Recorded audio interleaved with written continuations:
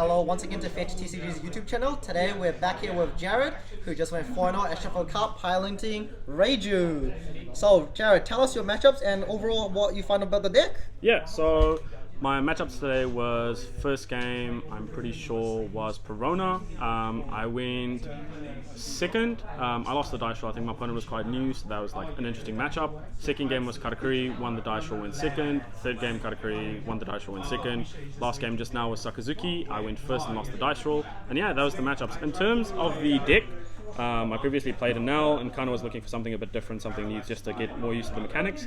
What I found with Reiju is that generally it didn't have any particular weak matchups. It mostly just felt 50-50 for most of them.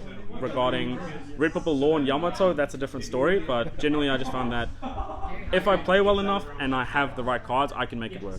So that's kind of what attracted me to the leader. Awesome. Alright, let's get into your deck profile. Show us what you're running today. Yeah, sweet. So first of all, I'll do it this way.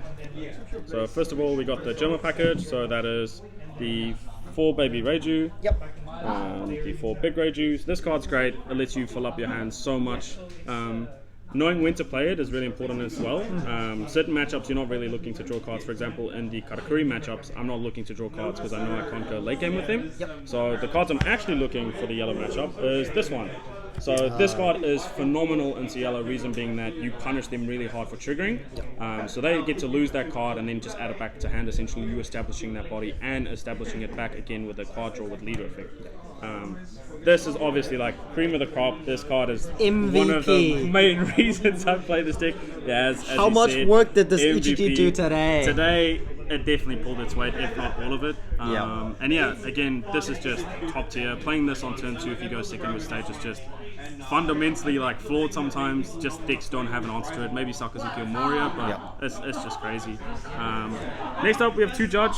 This card I'm so indifferent about. I never get to play it, if anything, 1 out of 10. It's not really a card you play around. It's more of a win more card. Right. So if I have the right cards in trash and I have the Don and I maybe can play it next turn, I'll push it. Because generally if you play this, you just guaranteed to win the game. Then yeah, followed by Sora. So this also, again, pretty good. I'd say MVP a lot of times as well, because this can actually grab your rush back and kind of get you that extra swing, especially when yellow gets a trigger in, which actually happened today. I managed to play this, get another red card and get that last attack in. So that's it for those cards. And then we have the 4 events. This is just awesome. You mostly just use this to go for your stage, that being this card. Insane. Like, looking at an extra 3 cards each turn is just mental. Like, setting up the right cards, knowing what you want to get, and just having all those options available to you is awesome. 10 out of 10. And you get to trash the big guys, which you evolve into for free. Yeah, so it's just too good. Too good. All right. Then we're moving on to like the non-Germa package. So this is pretty standard for the list as well. Kaya. So Kaya is another tool used to search for the stage. So generally with the stage, I'll just go back to this quickly. You want to have this in your starting hand. This is too good, and this sets you up. Once you stabilize with this, it's really hard for your opponent to find their feet in the game. Followed by Tuma's Double Finger. This can be changed out. It doesn't really matter too much what it is. I just like it because of the extra body, getting it off trigger, because you essentially get to trash, which you don't mind because of, you know, the bigger bodies. And then this card also like MVP. Like, I'm not going to lie, especially into Sakazuki, when they get to cycle through their hand the entire game, get to play all these searches, and then just before their 8-drop turn or 10-drop turn, you just play this and they lost everything. Really, really good.